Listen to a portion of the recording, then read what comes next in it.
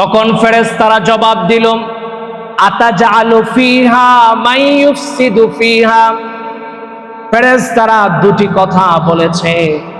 আল্লাহকে বললেন, আতাজালু ফিহা মান ইউফসিদু ফিহা, আপনি কি এমন একদল প্রতিনিধি পাঠাতে চান যারা দুনিয়াতে গিয়ে ফিতনা ফাসাদের হয়ে যাবে?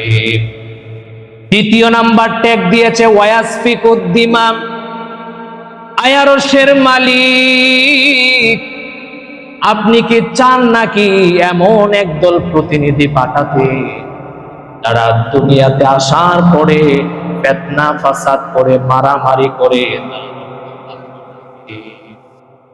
শুধু এ কথা বলেই ক্ষান্ত হয় নাই ফেরেশতারা।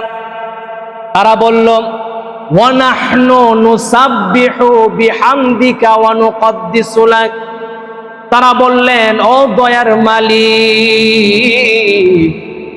আপনি প্রতিনিধি পাঠাতে চান, কিন্তু আমরা ফেরেশতারা তো আপনার বরত্বের ঘোষণা দেই, আমরা তো আপনার প্রশংসা আদায় করি, কৃতজ্ঞতা জ্ঞাপন করি।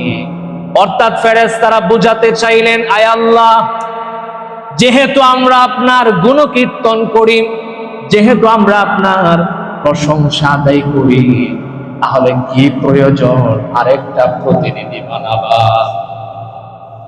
আল্লাহ রাব্বুল আলামিন তখন ঘোষণা করে জানায়া দিলেন, ক্বালা ইন্নী আ'লামু মা লা তা'লামুন।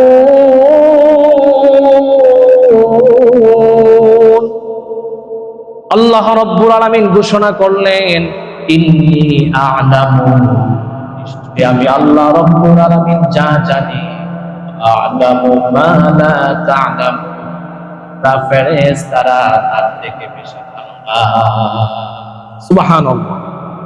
আল্লাহ তাআলা তাদের জবান বন্ধ করে দিলেন।